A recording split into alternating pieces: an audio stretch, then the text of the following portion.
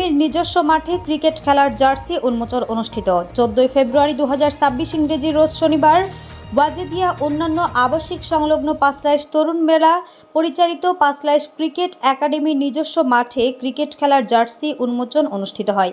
Panchlaish cricket academy এটা নিয়ে কিন্তু অনেক সংগ্রাম ছিল আমাদের। একসময় আমরা আমাদের ছেলেদেরকে নিয়ে আমরা বিভিন্ন একাডেমিতে অনুশীলন করতাম। এই অনুশীলনে যখন আমরা ধীরে ধীরে ছেলেগুলো যখন আস্তে আস্তে বড় হচ্ছে, আমরা চিন্তা করলাম আমাদের এলাকাটা তো খুবই অবহেলিত।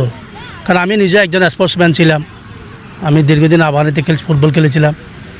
একসময় পাঁচলাইশ যুব সংঘে খেলার মাঠ যে আপনার বালিকা উচ্চ বিদ্যালয়ের যে মাঠটা ছিল, ওই মাঠটাতে খেলে আমরা একসময় ধীরে ধীরে ভালো একটা পর্যায়ে গিয়ে আমরা ফুটবল খেলেছিলাম। 10 বছর আগে এই পাঁচলাইশ ক্রিকেট একাডেমি শুরু হয়।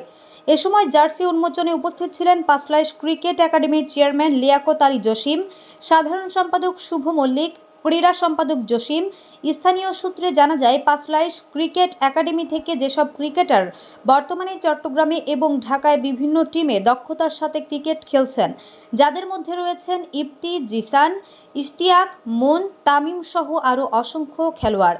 পাঁচলাইশ ক্রিকেট একাডেমির খেলোয়াড়রা বলছেন 3 নং ওয়ার্ডে খেলাধুলা করার জন্য স্থায়ী কোনো মাঠ নেই। চট্টগ্রাম সিটি কর্পোরেশন মেয়রের দৃষ্টি আকর্ষণ করে বলেন, এখানে একটা খেলার মাঠের খুবই প্রয়োজন।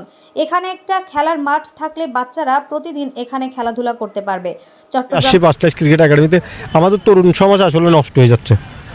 মোবাইল আসক্ত হচ্ছে, মাদক নিয়ে ঘোরাফেরা করতেছে, বিভিন্ন খারাপ পথ থেকে ফিরিয়ে আনার জন্য খেলাধুলার কোনো বিকল্প নাই।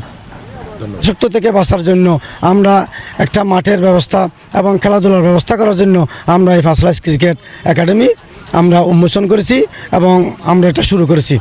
আলহামদুলিল্লাহ, আজকে আমাদের এই পাঁচলাইশ ক্রিকেট একাডেমির পক্ষ হয়ে আমাদের ছেলেরা সমগ্র বাংলাদেশে, বিশেষ করে ঢাকা লিগে এবং চট্টগ্রাম প্রিমিয়ার লিগে খেলা খেলতেছে ওরা। বিশেষ করে এই কারণে হচ্ছে অনেক মানুষ ড্রাগসে অ্যাডিক্টেড হয়ে যায়, ঠিক আছে। স্পেশালি অনেক গার্ডিয়ান আছে যারা বাচ্চাদেরকে খেলতে দেয় না।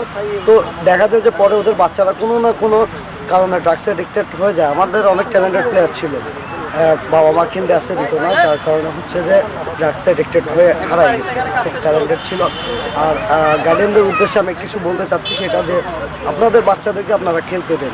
ওরা খেলবে, ওরা তাড়াতাড়ি বেড়ে উঠবে, সুস্থ থাকবে এবং মাঠের থেকে দূরে থাকবে। আরেকটা কথা, বিশেষ করে এই কয়েকটা মাঠ ছাড়া আমাদের আর কোনো মাঠ নেই।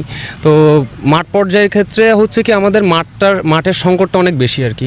তো সেক্ষেত্রে আমি বলবো যে আমাদের উপর্যস্ত কর্মকর্তা যারা আছে, চট্টগ্রাম জেলা ক্রীড়া সংস্থার যারা আছেন এবং আমাদের যে মেয়র সাহেব আছেন, তারা যাতে সুনজর দেন এইসব মাঠের দিকে, যারা মাঠকেন্দ্রিক ক্রিকেট খেলি আমরা এখন।